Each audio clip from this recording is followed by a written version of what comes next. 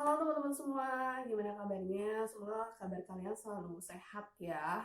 Oh iya, karena aku tuh lagi kangen banget, pengen ketemu sama teman-teman, pengen ngobrol banyak, dan pengen ngobrol dari yang nggak penting sampai yang penting banget, dari yang kecil sampai yang besar. Tapi karena lagi pandemi, otomatis banyak kegiatan yang harus dibatasi ya, terutama kegiatan-kegiatan yang ada di luar gitu. Dan untuk mengobati rasa kangen aku, hari ini aku mau ngobrol dan mau vlog bareng teman aku, yaitu Lutfi Guntur Eka Putra. Halo. Halo, ini aku biasa manggil dia dengan panggilan lu Gap atau Ya. Pangeran. Oi, Oh, ya. halo lu Gap, gimana kabarnya? Alhamdulillah baik teh. Teteh gimana kabarnya? Oh baik banget dong, dan aku kangen banget sama kamu. Kita udah lama ya nggak ketemu, jadi aku tuh benar-benar udah lama banget nggak ketemu sama dia gitu kan. Dan setiap kali ketemu tuh banyak banget yang diobrolin. Jadi Benar. dari diobrolin itulah kayak aku tuh mikir gitu, kayaknya keren juga ya gitu ketika kita bisa ngobrol nggak cuma buat diri kita berdua gitu, tetapi juga bisa dibagi buat teman-teman gitu. Betul. Mau ngobrol apa nih? Aduh, oke teman-teman, aku lupa. Jadi kita obrolin ke ini ngalir aja ya Ya benar gitu. benar benar. Eh Gimana nih kabarnya nih, Dep? Aktivitas kamu sekarang di mana sih lebih banyaknya? Oke.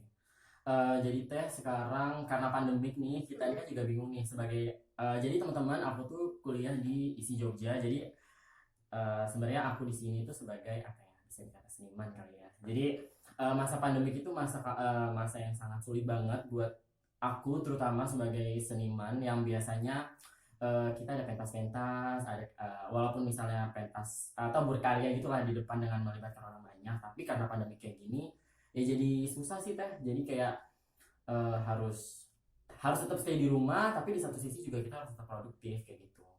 Kayak gitu sih.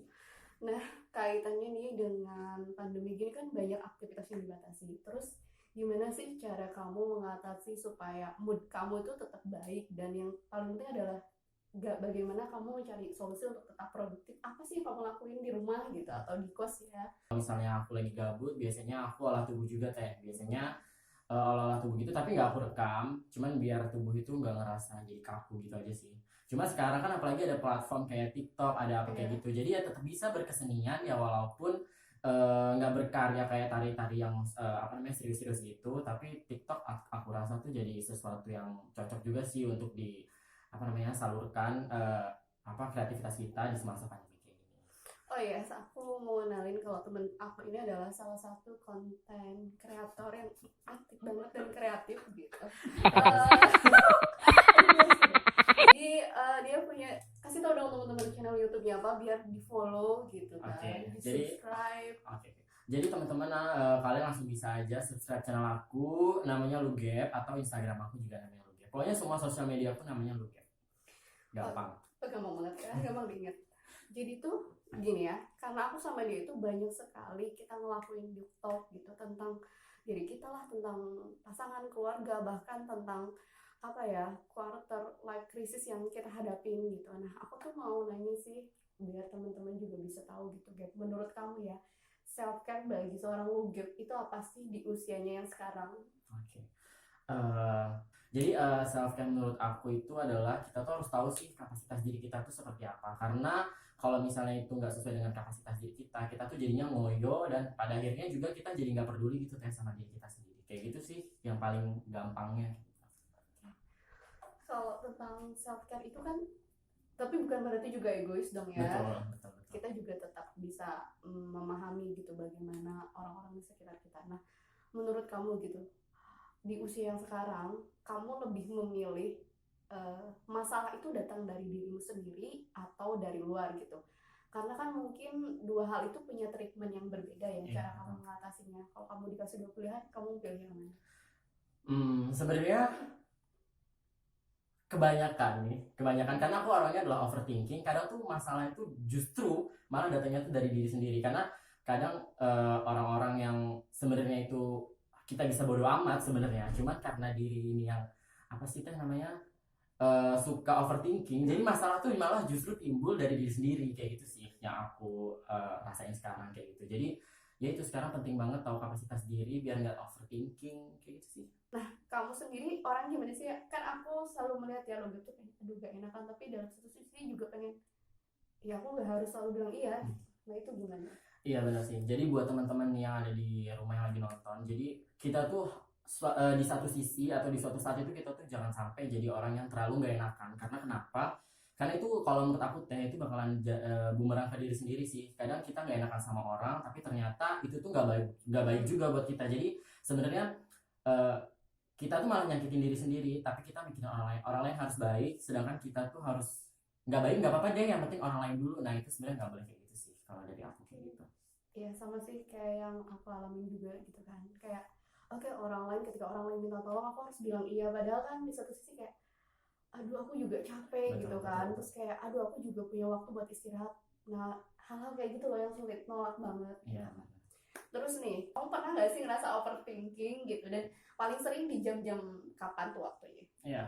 Si aku tuh juga iya benar-benar. Aku tuh adalah orang yang overthinking banget teman-teman. Jadi tapi kalau overthinking buat aku tuh bukan di jam-jam sih teh, tapi lebih ke saat-saat ketika sendiri biasanya dan nggak ada kerjaan apapun atau misalnya nggak ada kuliah atau nggak ada tugas atau segala macam itu. Nah itu di saat itu sih aku lebih sering overthinking. Tapi kebiasaan sih malam sih. Oke. Malam-malam. Malam. Terus kalau overthinking yang kamu alami itu bisa mempengaruhi ke ini enggak sih, kualitas istirahatmu? Mungkin kamu jadi insomnia lah, atau mungkin kayak apa sih yang kamu lakukan gitu untuk mengatasi itu? Eh, iya bener sih, biasanya kalau overthinking itu bikin insomnia dan kadang juga gara-gara insomnia kita jadi Iya, overthinking oke, kan, iya bener kan? benar-benar Nah dua hal jadi itu nggak bisa bener. dipisahkan. Jadi caranya gimana adalah aku tuh bikin diri aku capek sih kadang. Mungkin setelah overthinking itu biasanya aku suka nangis teh. Oke. Memang apa ya? Karena memang orang overthinking itu susah banget teman-teman. Biasanya pada puncaknya itu mereka akan nangis dan capek sendiri dan akhirnya pasti bakalan istirahat sih kayak gitu. Tapi biasanya aku nonton YouTube itu nanti ngantuk sih teh. Kalau emang bener-bener udah nangis terus masih belum ngantuk, nonton YouTube kayak gitu. Oke. Terus selain kita punya me time gitu kan, kita juga sebagai makhluk sosial gitu, kita punya pertemanan dengan yang lain gitu. Menurut lu Gap nih, pertemanan yang sehat gitu gimana sih? Apakah kita juga berteman dan sehat gitu kan? Jadi gimana?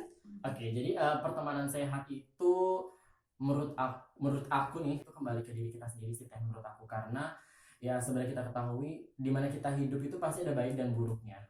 Itu entah itu pertemanan atau segala macam itu pasti bakalan ada. Gitu juga apa yang aku alamin sekarang sih, maksudnya aku ngerasa maksudnya bukan berarti teman-temanku itu buruk-buruk ya, tapi pasti ada negatifnya ada positifnya. Tapi gimana kita atau gimana aku eh, menyerap hal-hal yang positifnya aja sih. Yang negatif tuh cukup ya udah tahu aja gitu, nggak perlu diinin apa namanya, nggak perlu diikutin deh hal-hal yang negatif kayak gitu sih. Itu pertemanan yang bagus menurut aku, dan yang pasti apa ya, lebih ke spread positive vibes aja sih kayak gitu. Ya aku juga sering sih ngerasa kayak oke, pertemanan ini kayaknya nggak baik nih, dan orang ini kayaknya nggak ngasih impuls positif buat aku gitu. Tapi kadang tuh kita punya apa ya, punya ketakutan kayak aduh gimana ya cara ngejauhinnya kayak gitu kan. Ya bukan berarti mau jauh sih, tapi kayak ngasih batasan aja Iya betul, supaya iya. kita nggak terus-terusan ada di circle yang negatif gitu kan.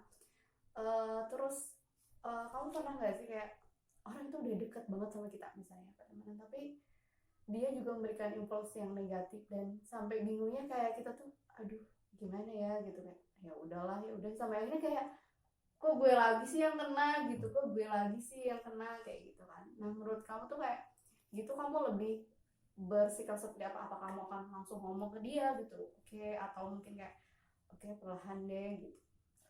Oke. Kalau sebagai teman pastinya, apa kalau misalnya itu kasusnya udah teman deket ya, pasti bakalan ngasih tahu sih kalau aku. Tapi memang tapi kan ngasih tahu itu kembali ke dia lagi ya, mau nerima atau enggak kayak gitu. Dan kalau memang kita udah ngasih tahu tapi memang dia nggak mau gubris atau nggak dengerin, ya itu sebenarnya hadiah juga ya. Tapi ya apa, karena kalau misalnya setiap saat kita mau ngasih tahu kan kita capek juga ya. Pada akhirnya sih mungkin kalau aku jadi teteh atau aku ada di apa namanya, aku jadi teteh gitu, aku pasti bakalan ya udah biarin aja kayak gitu sih kalau aku. Nah menurut lu Gap sendiri tuh bentuk tanggung jawab kamu, terus kamu mengartikan sebuah kewajiban kamu buat keluarga itu kayak apa sih? Kedua orang tua aku tuh nggak pernah minta untuk mengembalikan apa yang udah dikasih sih teh. Tapi sebagai anak tuh kan pasti mau nggak mau tuh bakalan ngasih kayak gitu-gitu kan. Tapi ya lagi-lagi memang waktu orang tua tuh gak mau, tapi yang sekarang orang tua pingin adalah kuliah yang bener, kayak gitu sih, kuliah yang bener dan cepat lulus kayak gitu. Kalau mau kerja itu bebas kerja mau jadi apa, kayak gitu sih. Oke. Ngomongin masalah keluarga nih, sebenarnya lu ini anak berapa sih, kasih tau dong teman-teman. Jadi teman-teman, aku tuh anak pertama dari 2 bersaudara, adik aku perempuan. Oke, wow, karena dia punya adik perempuan ya, sama dengan aku juga sih, ada adik perempuan. Oke, nih buat teman-teman, karena aku pikir obrolannya juga udah panjang banget ya, dan takutnya kalau semakin panjang jadi over too much, nanti jadi bosen gitu. Iya. Kita akhiri dulu gitu buat vlog hari ini, dan terima kasih Lugap udah berbagi gitu kan, dan jangan bosan gitu ya untuk teman curhat aku di luar gitu. Mungkin dari Lugap sendiri nih ada pesan gak buat teman-teman yang di rumah? Oke teman-teman, sebelumnya terima kasih juga buat Tete udah mengundang di channel Tete. Semoga channelnya sukses dan lancar ya, amin ya Allah. Jangan lupa subscribe, oke. Oke, jadi pesan buat teman-teman yang ada di rumah adalah mulai dari sekarang kalian tuh gak boleh jadi orang yang gak enakan, dan kalian harus banget self care. Kalian harus cinta banget sama diri kalian, karena yang paling penting itu adalah diri kalian sendiri, bukan orang lain. Gitu. Walaupun sebenarnya di suatu sisi kadang kita harus mementingkan kepentingan orang lain dulu ya kadangnya, tapi kalian harus balik lagi ke diri kalian. Jadi kalian itu lebih penting. Kalau kalian udah bahagia, kalian itu bakalan susah juga. Oke, terima kasih. Sama-sama Teh. Atas pesan-pesannya. Oke teman-teman, sampai ketemu di vlog berikutnya.